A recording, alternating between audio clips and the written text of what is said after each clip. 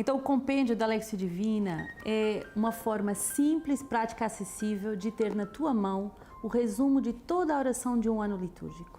Com esse livro, você não vai perder a tua oração, você vai registrar dia após dia o conteúdo da tua oração. E a oração vai se transformar vida, vai se transformar em decisões, em práticas concretas. Essa palavra é tão poderosa que um só versículo pode mudar toda a sua vida. E o que é a Lexio Divina? A Lexio Divina, como o nome diz, é uma leitura orante da Palavra de Deus. 5 passos, muito simples, e a leitura é algo objetivo. O que é que esses textos falam hoje, concretamente? Lê com calma, lê tranquilamente, lê várias vezes essas 3 leituras. Depois da leitura você tem a meditação. Então a meditação é um movimento de entrar dentro de nós, onde Deus habita no mais profundo de nós, e escutar o que é que Deus quer me falar a mim, naquilo que eu vivo hoje, com essa palavra. A graça da oração. Se Deus me fala, eu respondo. Uma pessoa que ama, responde à pessoa amada. E o 4º passo, a contemplação, que transpassa o teu coração e torna o teu dia todo diferente. E essa palavra deve ficar ruminando no nosso coração ao longo de todo o dia. E o último passo, a resolução. Qual a decisão que eu tomo face a essa palavra? Na escuta do verbo.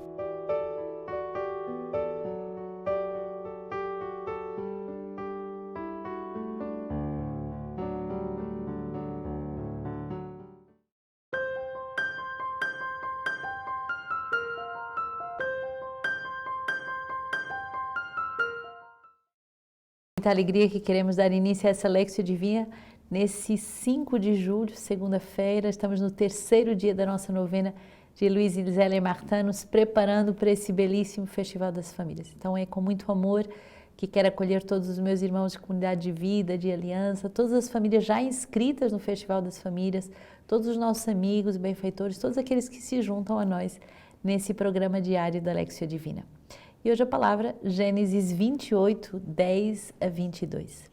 Jacó deixou Bersabeia e partiu para Harã. Coincidiu de eles chegar a um certo lugar e passar a noite, pois o sol havia se posto. Tomou uma das pedras no local, colocou-a sobre a cabeça e dormiu nesse lugar. Teve um sonho. Eis que uma escada se erguia sobre a terra e o seu topo atingia o céu, e os anjos de Deus subiam e desciam por ela. E eis que o Senhor estava de pé diante dele e lhe disse: Eu sou o Senhor, o Deus de Abraão, o teu pai, e o Deus de Isaque. A terra sobre a qual dormistes, eu a dou a ti e à tua descendência. A tua descendência se tornará numerosa como a poeira do sol. Estender-te-ás para o ocidente, para o oriente, para o norte e para o sul. Todos os clãs da terra serão abençoados por ti e por tua descendência. Eu estou contigo e te guardarei em todo lugar onde fores e te reconduzirei a esta terra, porque não te abandonarei enquanto não tiver realizado o que te prometi. Jacó acordou do seu sonho e disse: Na verdade, o Senhor está neste lugar e eu não o sabia. Teve medo e disse: Este lugar é terrível. Não é nada menos do que uma casa de Deus e a porta do céu.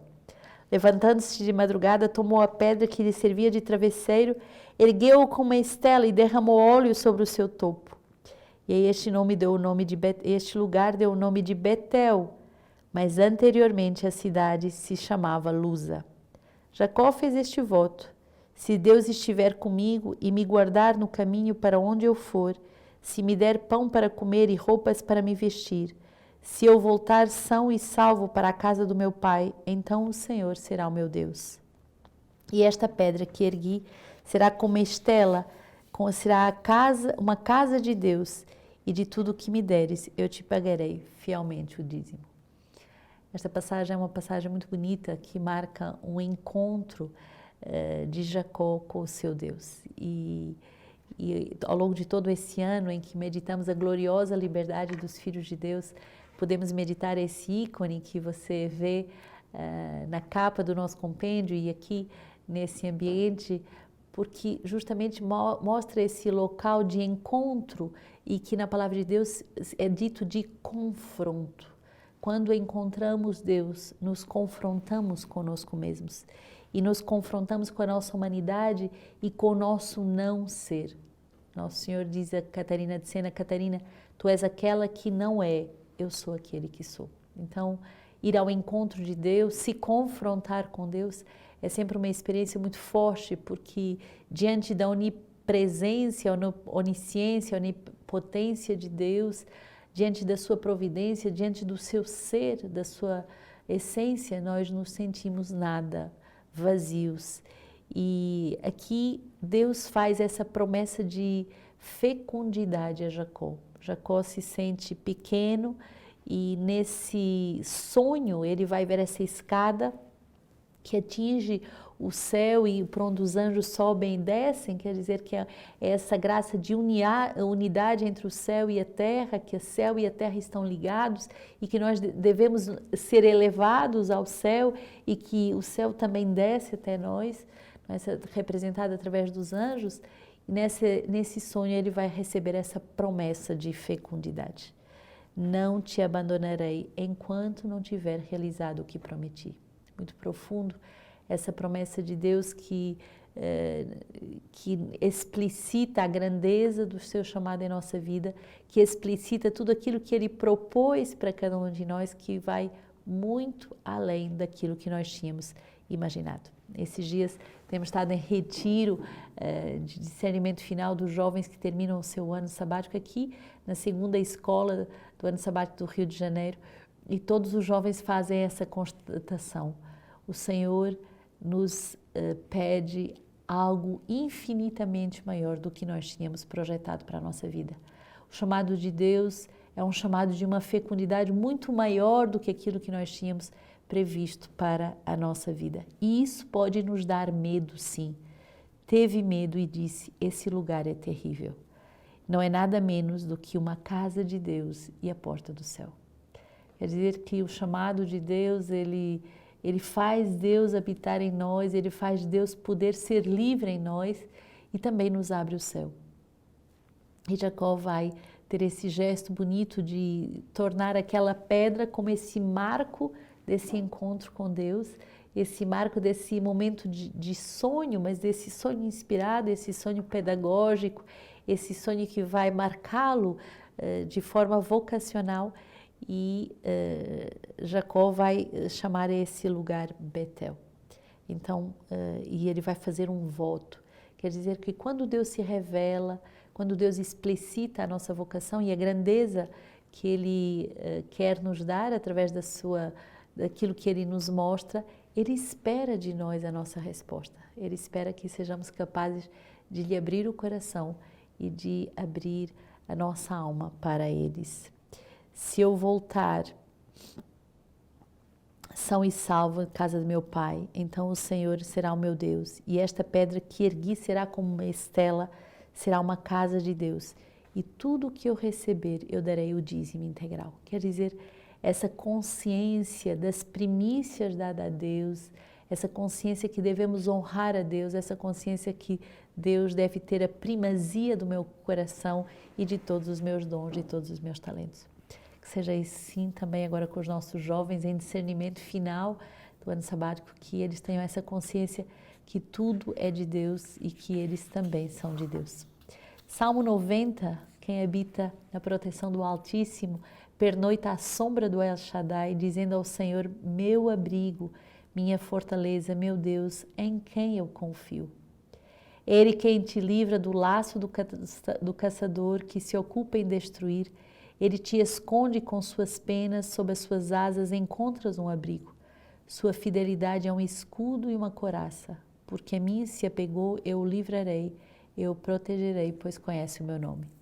Ele me invocará e eu responderei.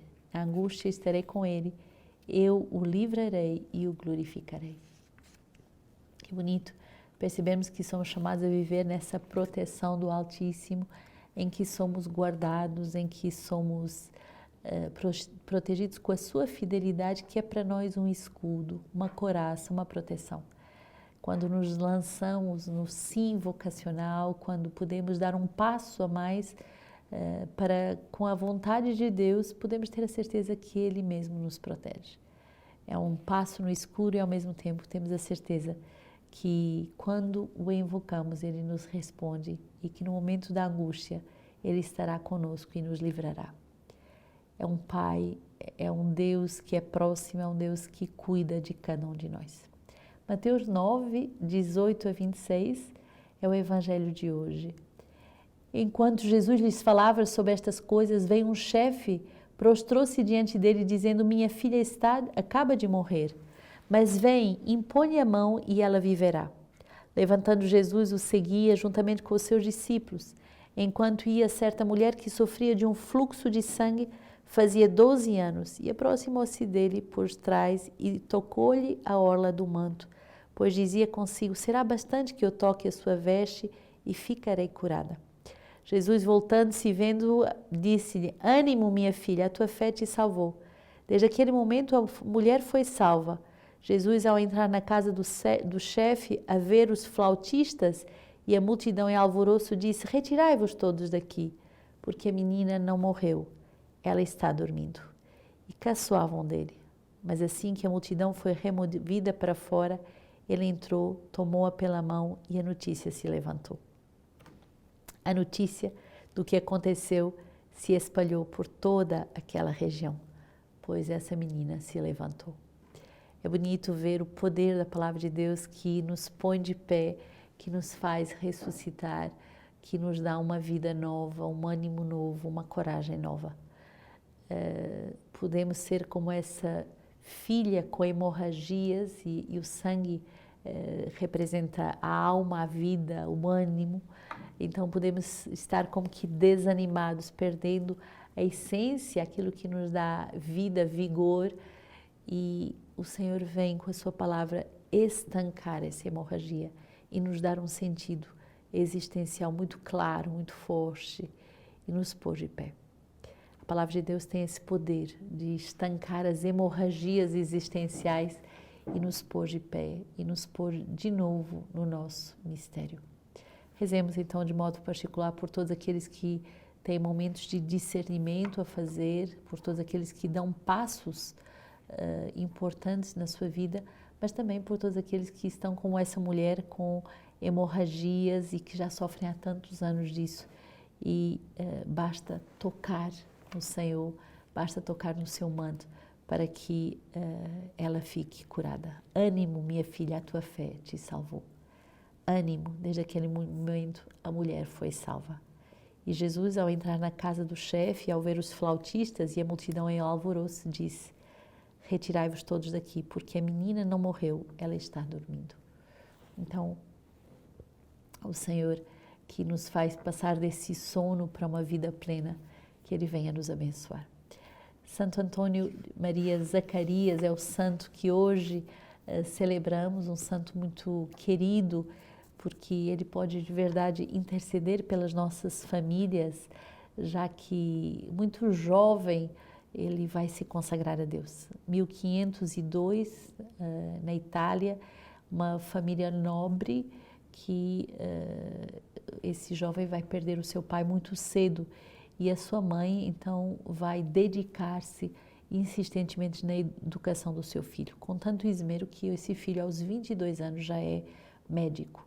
Mas mesmo como médico ele tinha muita consciência que não bastava cuidar do corpo, mas que era preciso cuidar da alma dos seus pacientes. Então, Santo Antônio Maria Zacarias vai ser muito corajoso de evangelizar no meio do seu trabalho. Posteriormente, é chamado a ser sacerdote e vai entrar numa grande reforma com uma santidade transformadora que vai ser notória.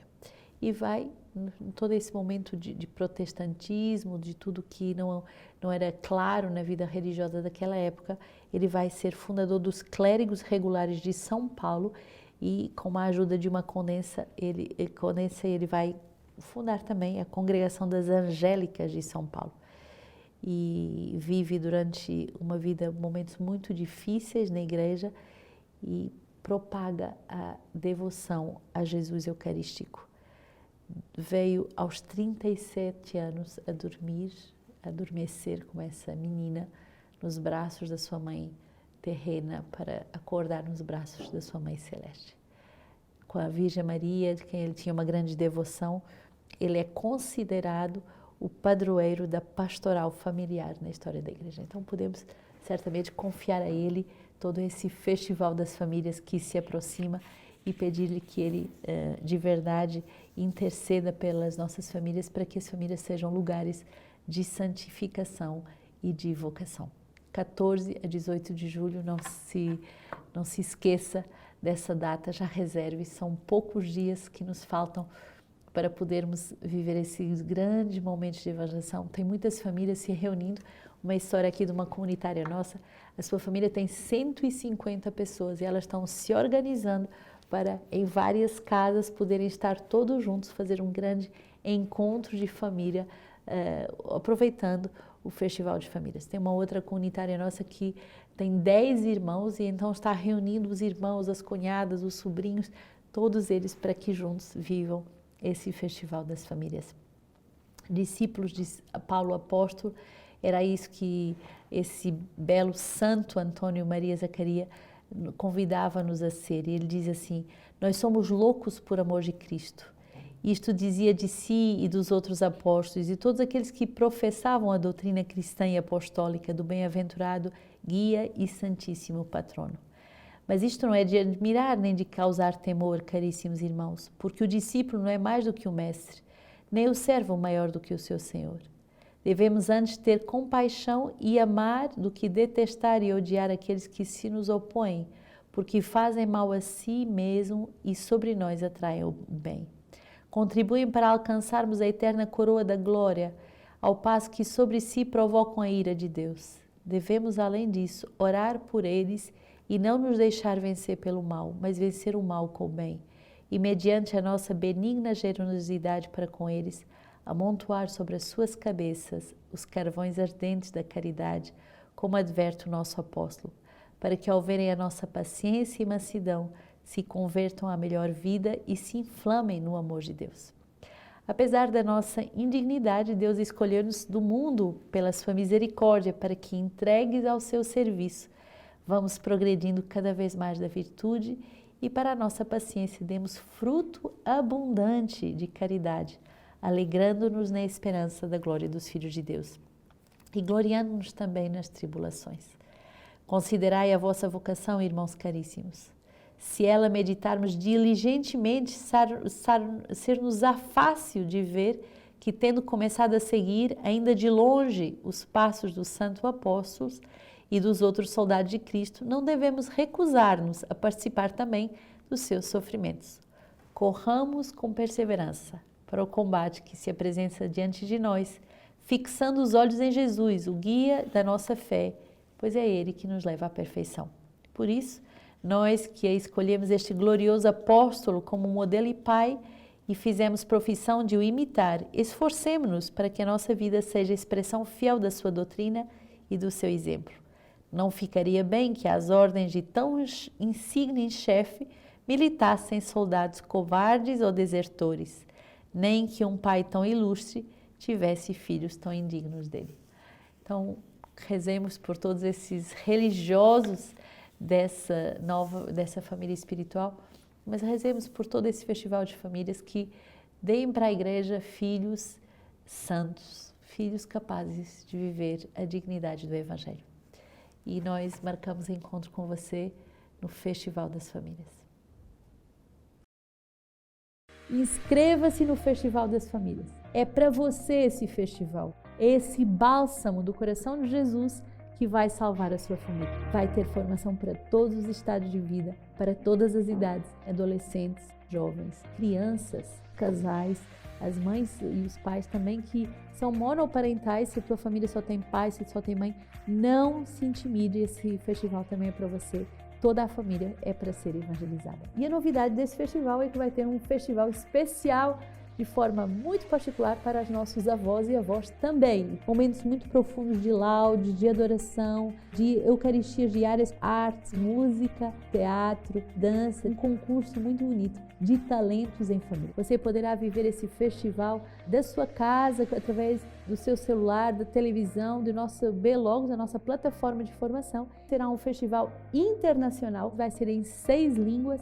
Guarde a sua vaga, dia 14 a 18 de julho. Não perca esse momento tão forte para podermos ser evangelizados profundamente, a descobrirmos a gloriosa liberdade dos filhos de Deus.